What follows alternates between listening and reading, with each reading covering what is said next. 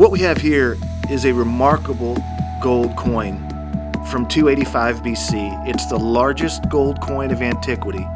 It weighs just under an ounce of pure gold.